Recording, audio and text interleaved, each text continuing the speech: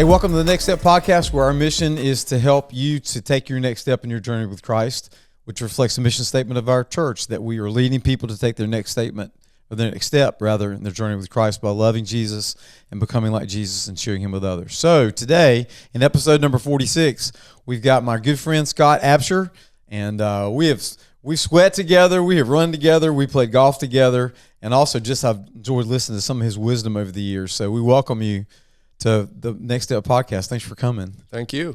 Good deal. So tell us the Scott ABSHER story. Now, I know the best part of it is your wife, Tara, but anyway, right? Yeah, I guess we'll start. Just grew up here in North Carolina, grew up in the mountains, West Jefferson. I used to have to actually tell people where that was, but today it seems like a pretty popular place for people to go spend weekends and what have you. So grew up in a Christian household. You know, a lot of people have tough stories. Mine was, I had great parents. As we've talked about before, I grew up in First Baptist Church right there on Main Street in West Jefferson. And church was always a big part of our family. Growing up, I think about, vacation Bible schools and going to Castle as a youth group. And so, our family was sort of centered there around the church. Yeah.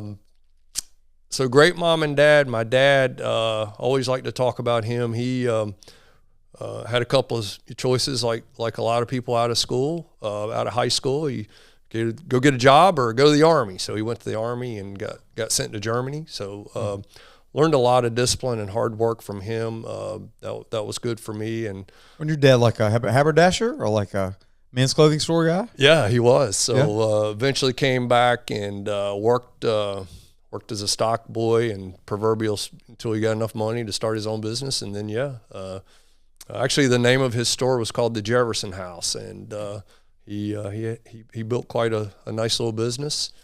Mom was, I always sort of look back and I reflect on, Mom was so generous it was embarrassing as a kid. I mean, it would be like, oh, we're going to have to stop and talk to these people. My mom would stop. If anybody needed food or whatever, Mom was right there. When you think about somebody that sort of lived and loved like Jesus did, I mean, wow. My mom was the proverbial, person in our house that really showed us how. I didn't appreciate it back then as a kid. I remember a funny story. We were on the way to the high school. I was just a kid, and these two guys were fighting outside the convenience store, and my mom pulled the car over and yelled at him to stop fighting and told him, to basically grow up. And I'm sitting, in the car. Oh no, but like grown men fighting, like high school boys, kids, like you did back in the day. It was a little bit different growing up, I think, back then. And, but she told him to straighten up. So I think about that. But I learned a lot of love and wisdom from Mom, and to do for those that couldn't do for themselves. Yeah. And finally, growing up, I was the youngest of three boys. So sort of that competitive side in me and survival came from being the youngest of three boys. And both of my older brothers still live in West Jefferson. And so strong connections with friends and family. Obviously, all the stuff that just happened in Western North Carolina is near and dear to our heart as well. So it really caused a lot of damage in your town. Yeah. I mean, if you look up in Lansing and some of those areas, fortunately, my relatives are good.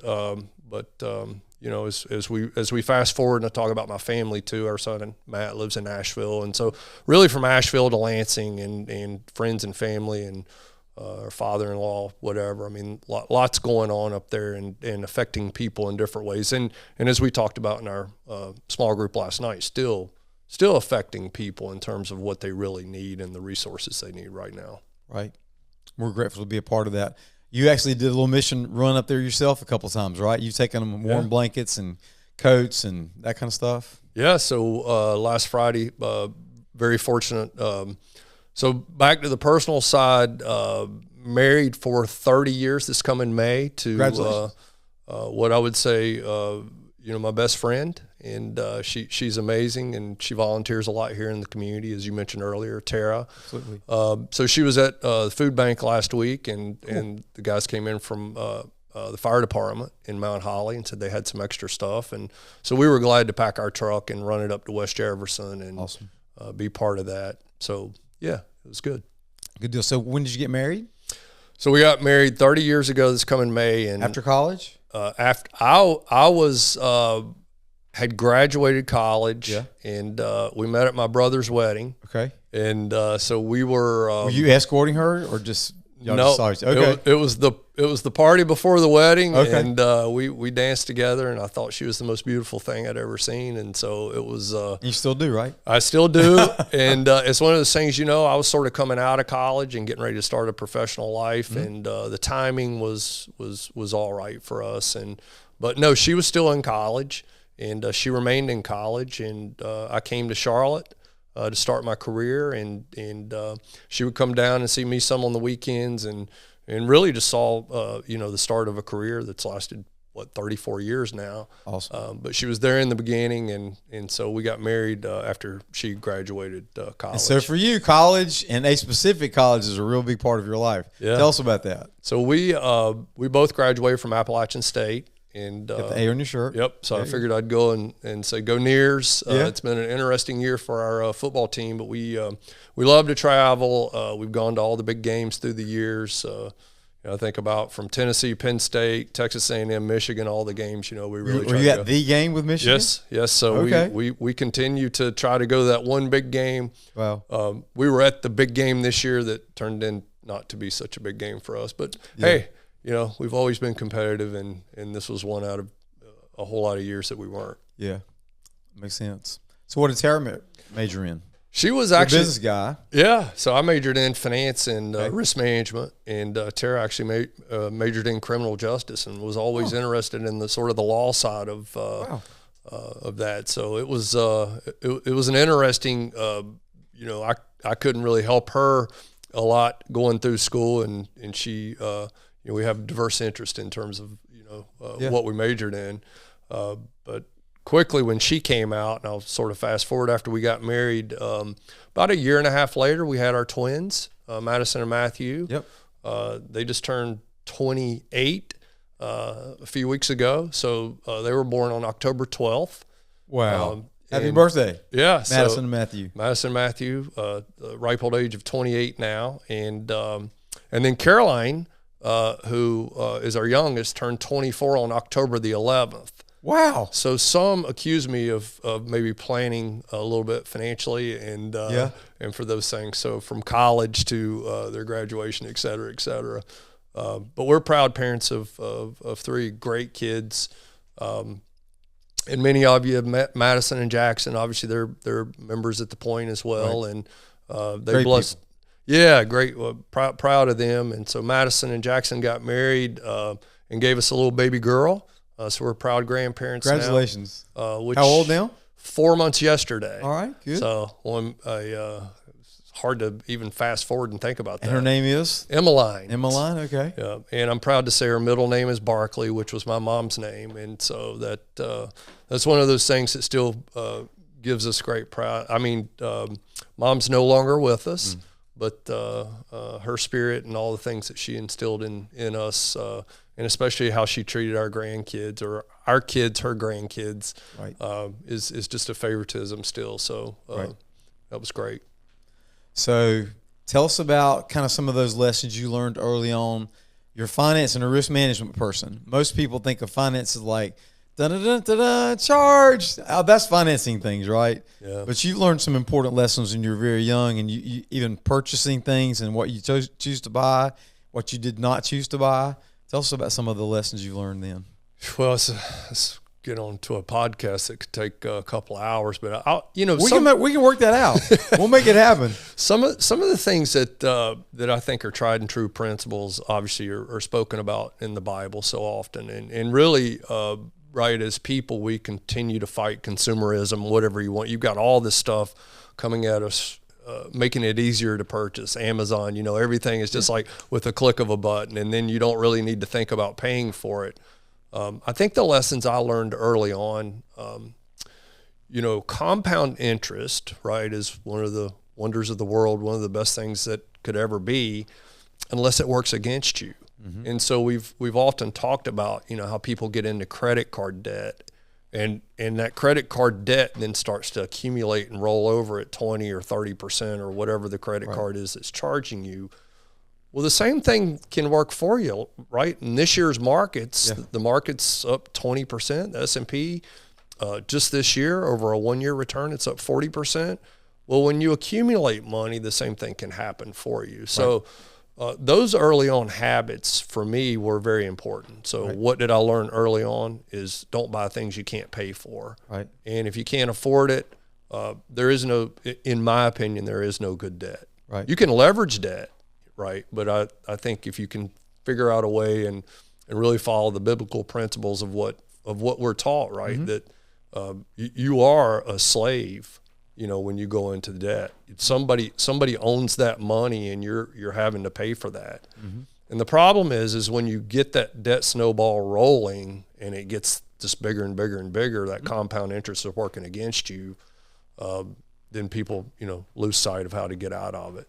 Right. So I was big on you have a car, but you don't have a car payment, right? And if you could follow that. You create some margin in what you make and what you spend. And I always used to if your income starts here and it goes up, your expenses shouldn't do this and overtake it. Just keep that margin, a little breathing room as you're creating your financial plan. So that was it. And the first 5 years when you start a financial plan, if I rewind 35 years ago, I mean, it's so slow. It looks like you're never going to get there. It looks like the sacrifices, and you're looking across the street and somebody else bought this or somebody else did that.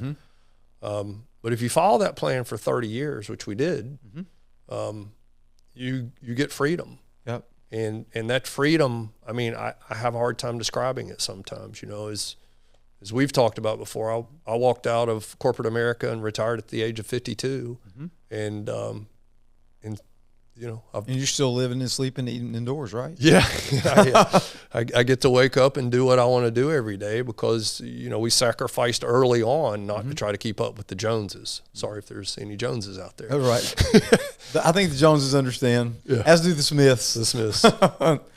So one of the things that I remember years ago, something I came up with, if your outgo exceeds your income, then your upgrades will be your downfall, ultimately. So you've chosen, you live very well, but you don't live extravagantly well, right? Or if you choose to do something, you choose an extravagance and you build up for it and you save for it rather than paying for it over time. Yeah, I mean, I think cars is the proverbial, it's like, do you buy a car that's a couple of years old and barely used and it's already depreciated 20%, or do you buy that brand new car that's got all the new gadgets? But I can't look back, and I doubt you can either, and think about, gosh, 35 years ago, I wish I would have bought that car or anything, like any gadget or whatever that would have made a difference versus, maybe you saved that $1,000 and then that $1,000 became $2 and $2 became $4. And the next thing you know, you get a year like we've had this year and you make 40% in the S&P. It's a game changer. Pretty strong. Yeah, absolutely. So tell us about your career. You essentially worked for Prudential for a long time, and 20 years, 25 years? 30 years, right? So that's even an anomaly in today's world, right? Yeah. So you did all that. Tell us about the lessons you learned as you became vice president of sales. That's correct. Essentially. So you were over all the guys that were selling, and ladies that were selling products for Prudential. So what are some of those business lessons you learned over time? Yeah, I think a lot of it, Ray, goes back to some of the things I learned as a kid growing up, right? The hard work, the discipline, looking out for other people, right? Your reputation does matter, how you treat people. In building that certainly got me promoted, getting results and treating people the right way. It got me promoted through the years. So long and the short is I had 5 different positions in 30 years. I started as a financial advisor right over in Fairview in Charlotte, So building's still there that I started in, and lived on Euclid Avenue in Dilworth. It wasn't what it is today. Yeah. Back then it was still a little dicey. Wish I would have kept that house though. That was another lesson. I guess we could spend time in a different podcast on real estate. But anyways, worked hard, got promoted, went and ran a branch in Roanoke, Virginia. Thankfully, Tara and the family kept moving with me as we moved, and I say that in admiration because they gave up, time with their family and friends, and we rebuilt in every one of those communities. The one thing I can say is some of the best advice that I ever got is find a good church, get involved in a civic organization, get involved in the community, and we did that every time we moved. Cool. That was from 94 to 97. In 1997, I got promoted to run an office in Baltimore. So you think about country going to the city now. I mean, I moved to Charlotte. Yeah. Now I went back to the country in Roanoke, which was a great community for 3.5, 4 years. And now I'm thrust into Baltimore. And anyways, we loved it. We spent 23 years there. And like I said, from there, it was running more of a 2 states in the district in terms of the sales office. Maryland and Virginia. And obviously Washington, D.C. We did well there, and after 10 years, built the #1 office in the country there in terms of revenue, and that got me promoted again. And worked with, like I said, the people that got the results got me promoted. But pretty good at vision and strategy and the execution piece.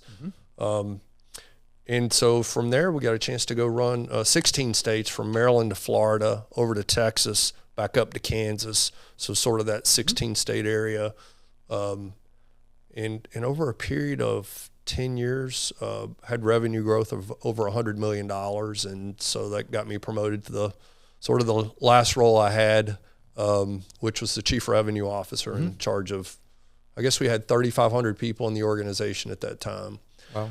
And so you climb that corporate ladder, and then you I know we're in the season of politics. You talk about politics in corporate America. Sure. I got a full dose of that in a company headquartered in the northeastern part of the United States, and so that was an interesting journey for me too. Learned a lot in that, and like we said, moved back here in 2019 when Caroline came back to go to Appalachian State. So Tara, myself, and 2 of the kids went to App State. Matt went to South Carolina. Yeah. So he was the one that got away. Was your child? I have a child who went to South Carolina. We pay tuition to the Gamecock land.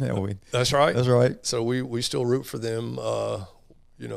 When they played their SEC folks on Saturday.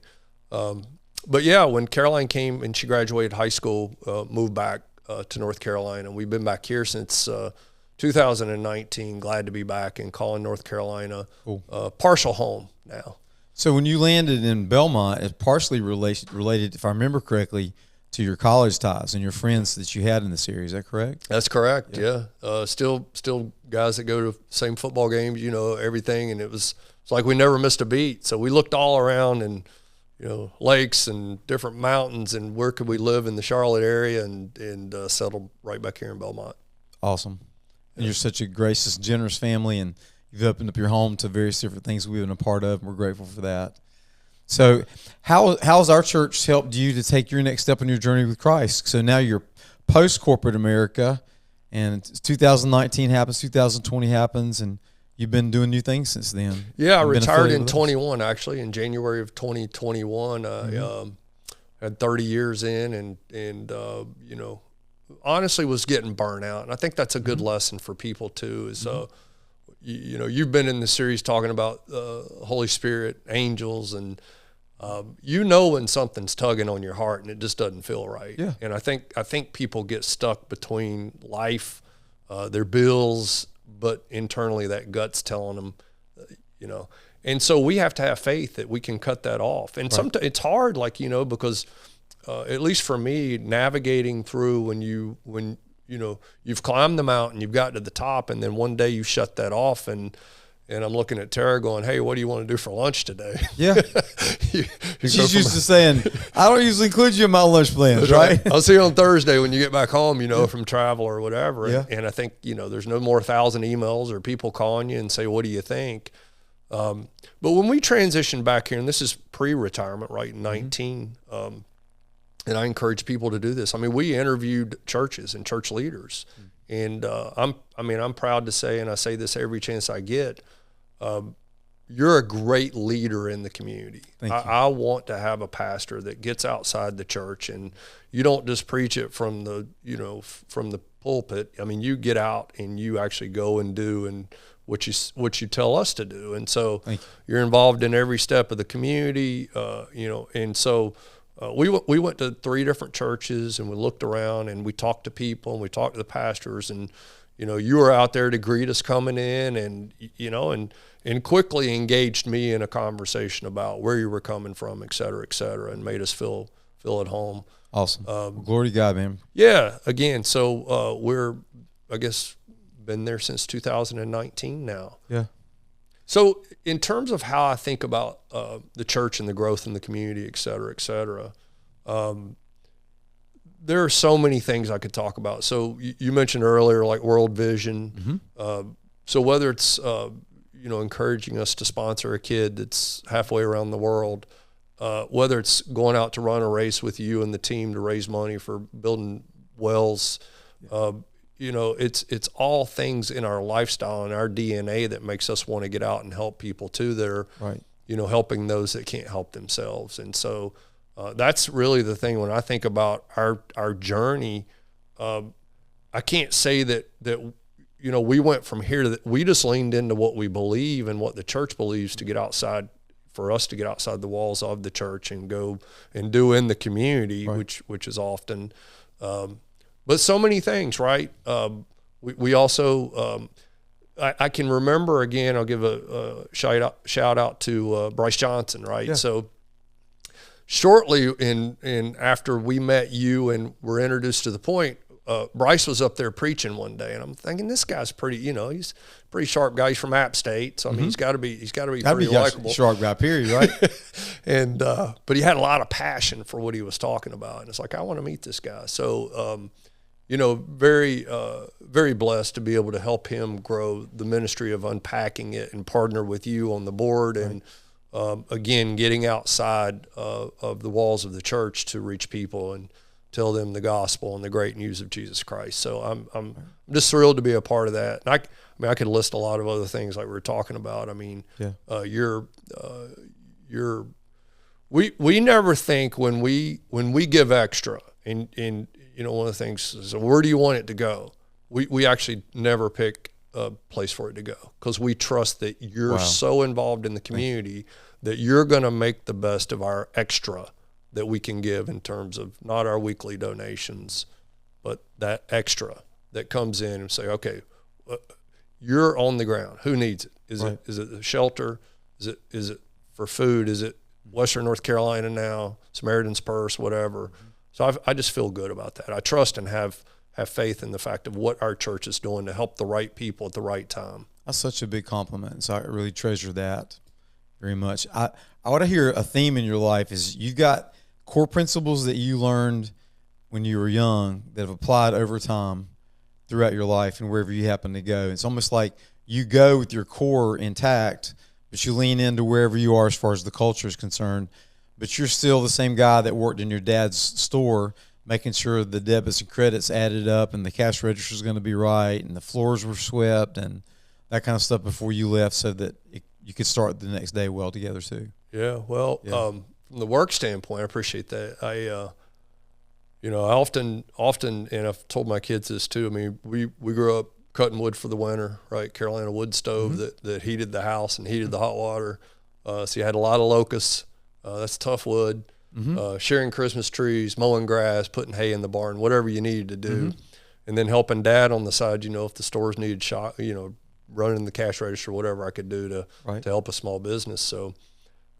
So you had farmer boy chores going on at the same time you had businessman chores. We worked hard, and when I got a chance to put a suit on and go to work and quote be a financial advisor or work in this, I was like, I'll take this all day long versus what I was doing. But you learn a lot of values, I think, through hard work and planting those seeds. And again, it gets back to sort of what we talked about in your financial habits too. And if you can plant the right seeds along the way, eventually they really do start to grow and they compound. And so if you got people out there listening and they're going like, yeah, right, that kind of stuff, what I hear you say and what I've experienced myself, Not that I have any wealth anywhere. I don't know.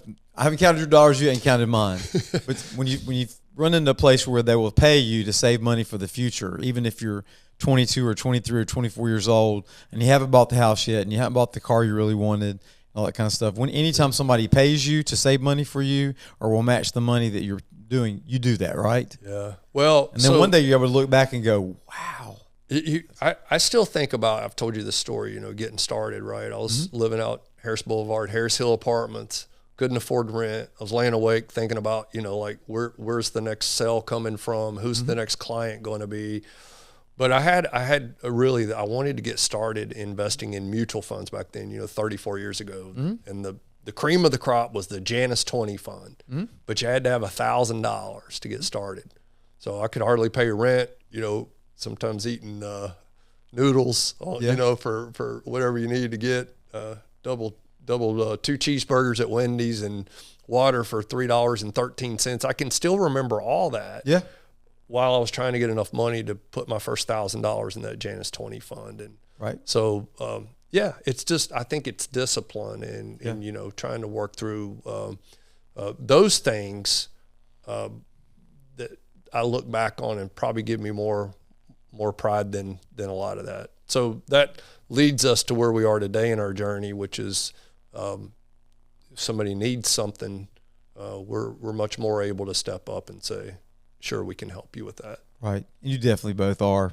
And you've introduced us to some of your neighbors like Candace, who runs the food truck, and that your wife, I know, has a great friendship with, and we've helped to support her ministry. And I love that we can do that kind of infrastructure together in the community where we say, hey, there's a person that's doing this really well over there, and want to go check that out and help us do that. So we're grateful for your generosity. So you're a very accomplished guy too. You've run the Boston Marathon, qualified for it, and run it. I haven't run any marathons recently, unlike somebody that I'm having a conversation with today. Well, but the thing is, I shuffle fast. You're a real runner.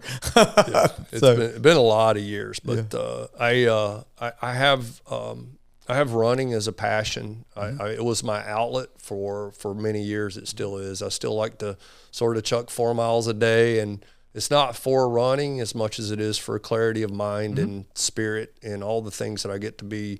That's the time I actually have a conversation with God every day and talk about what I'm grateful for and talk about what I'm praying for and where my needs are. I share a verse with you that means a lot to me. You know what? We often hear this, the phrase that the truth will set you free. And that means different things to different people. For me is, I think about the truth in what Jesus did for us, the death and the resurrection, and most importantly, showing us how we should live. Yeah. So simple, but so complicated to actually execute. Right. And you got to die. Exactly. Right. To your own way of doing things, and you're following somebody else that knows better. Well, I want to get to the day where I want to be more, coherent of the environment around me, where you can actually stop and and maybe people that don't look like they're in need, you can sense that better. That's one of the things I think about. But one of my favorite verses is in the 4th chapter of Philippians, and verse 6. I mean, there's a lot of good nuggets there, right? But verse 6 talks about be anxious for nothing. Right, but pray about everything, and you'll have the peace of God. Right, and think about this: 2,000, 3,000 years ago, and these verses are being written, and what are people still dealing with? Same stuff. The same stuff. And why are we anxious? So, my message that I'd like to say to anybody that's listening that might feel anxious is, stop trying to control the outcomes. Right, we get a chance to get up every day and do our best. And we control energy and effort and showing up, and God controls the outcomes. So, when I left corporate America, I was talking about, I had that feeling, right? But I believed that God would open up a bigger door. Yeah. Whatever that was. So the glass is always half full with me. But I believed God would open up a bigger door. Shut that door. And I pray for that often. Shut this door and open up the door you want me to walk through. Awesome.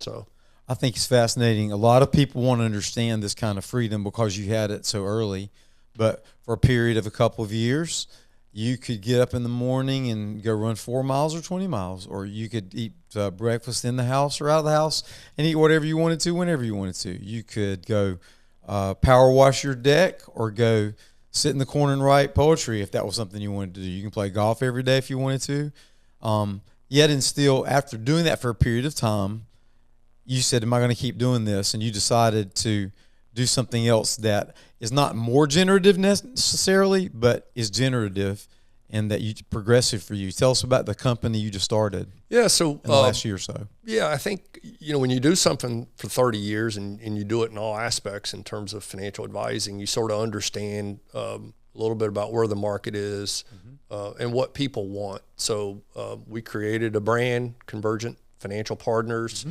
Launched it a year ago last July. I spent about 8 months working on the business plan, and before you launched it, you took almost a year. Yeah, and then had to find the right people to go run it, because one of the things I love to tell people is I'm not working 12-hour days. I'll never do that again. But I enjoy being part of something and helping something to grow, and so it's more like CEO work, not of a public company. Yeah. And so, it's one of those things that I feel like we could create an independent model that's not affiliated with any institution. So we're not affiliated with a bank or an insurance company, so there is no conflict of interest in what we do. And those that want to come and plug into our system have great front office, they have great back office tools to support their clients, and they get a good team. So our OSJ is headquartered over in Ballantyne.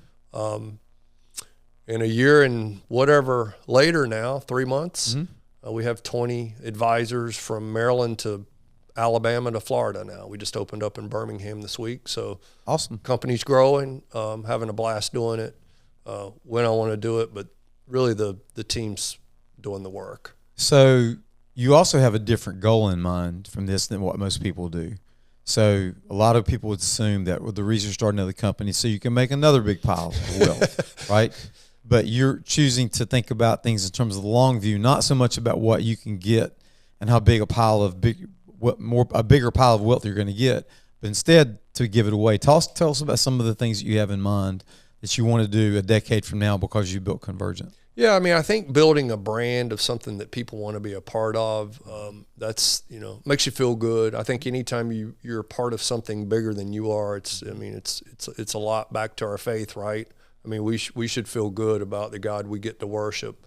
We should also feel good about the work that we're doing to help other people. And there's such a need right now for people to understand.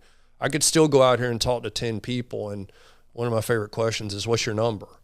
Like, what do you need for retirement? What that number is, and let's back into it and build a plan.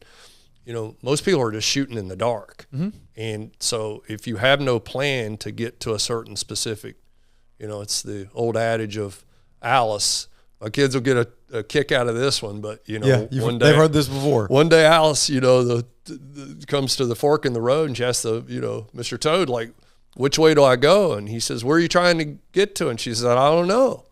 And he says, well, it doesn't matter where you go then. And I just think any word will do.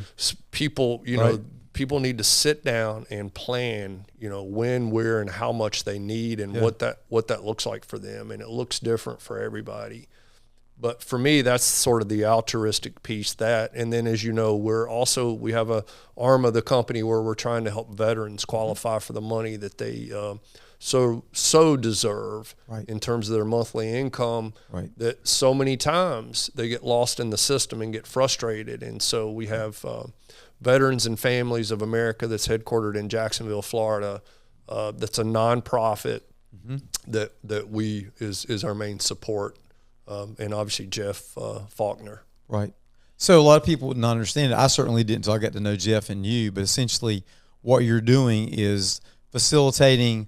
There might be 30 pockets of money, let's use that as an example, for which veterans could tap into if they qualify from served in a particular branch, or they have a certain kind of injury, or dealt with PTSD.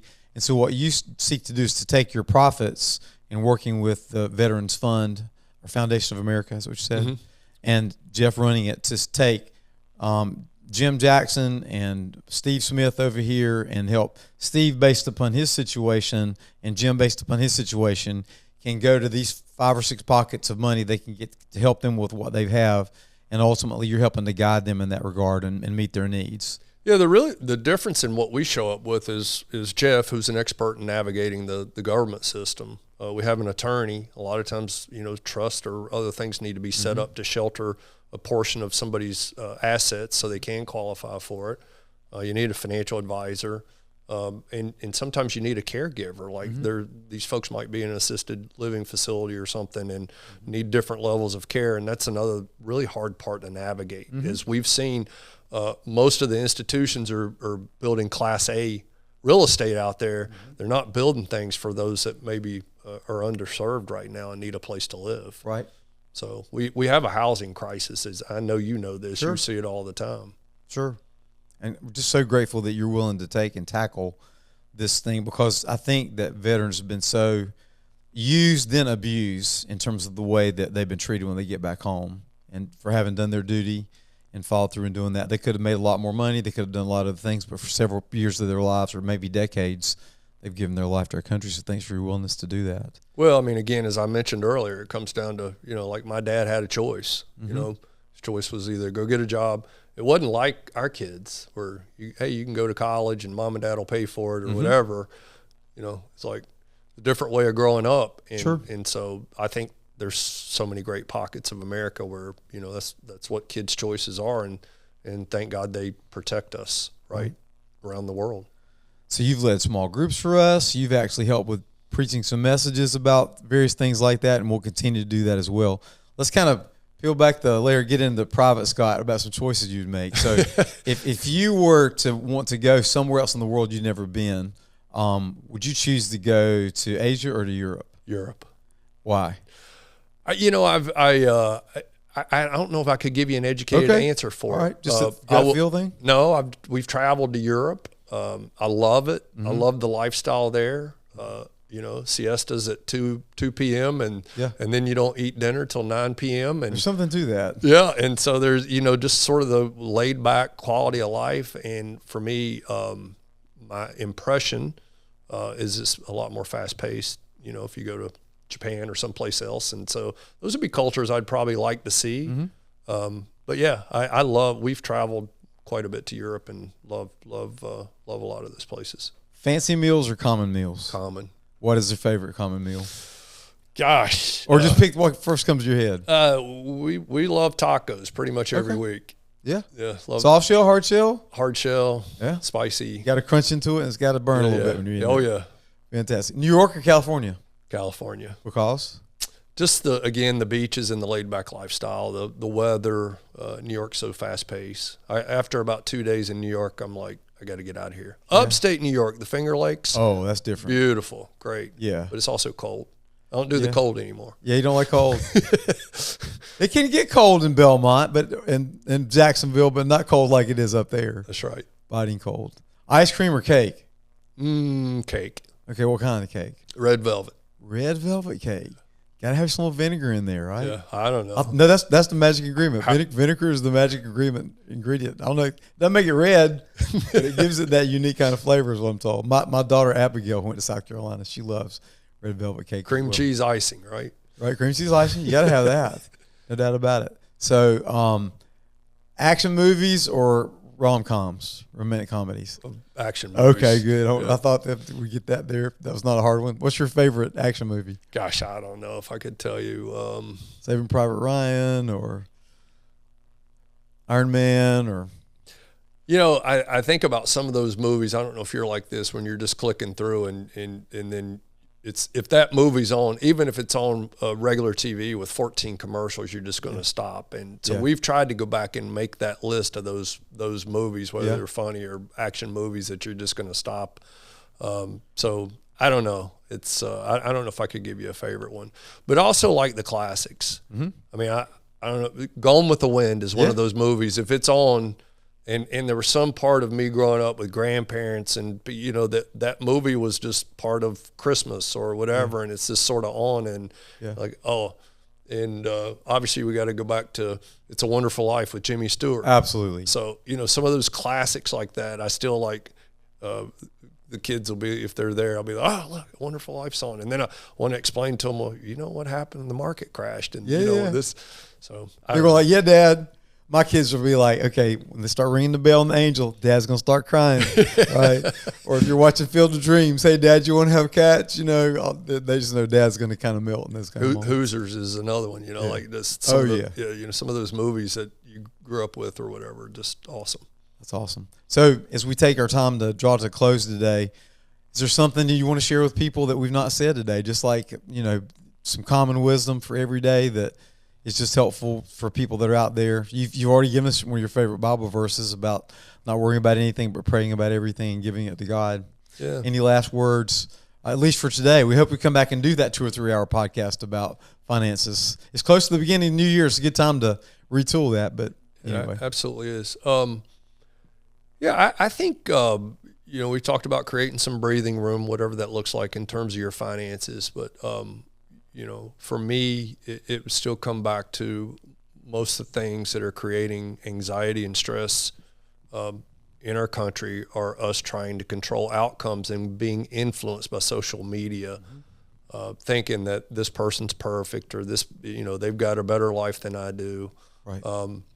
We had our challenges growing up with both, as I said, when I first started my career, you don't end up here, it's not like a straight line. And I guess that would be final thoughts for me is there is no straight line to success or raising kids or life in general. You're going to have roadblocks. Lean into the adversity and ask God what you should learn from that. And I think our small group, just like we did last night, you need somebody to talk to about it, whether it's a group or it's a person or whatever. Don't hold it in. I see we have a saying in our family that we're not going to pack that away. Yeah. It's a tough issue. We're not going to put it in the closet and put it in there and shut the door. We're going to bring it out and talk about it. Unpack it. Yeah. And so I think communication, but communication with people versus trying to express yourself over social media and understanding that there's no straight line there. You're gonna hit roadblocks. Keep knocking. Yeah, that's awesome. Yeah. Trust your process. It's fascinating that you have a phrase in your family that don't pack that away, but now you're a board member for a place called Unpacking It, where we're talking about fantasy football and sports principles to life. Well, I'm just so grateful for your time and your wisdom, Scott, and you and Tara and your kids and your grandchildren now and the community. Just so grateful that you're part of our community, but also just the community of the world. And thanks for giving us the favor of your time and your wisdom today. Well, thanks for all you guys do, and appreciate the church and appreciate what you're doing. So thanks. I appreciate that. So with that, we'll sign off, and we'll look at next week when we join you for the episode number 47. But for right now, if you see Scott ABSHER at church, part of the reason we do this is so that, hey, you feel like you kind of know him, and you can feel like you can walk up and ask him some cool questions and connect with him. Thanks again, Scott. Have a great afternoon. Have a great day.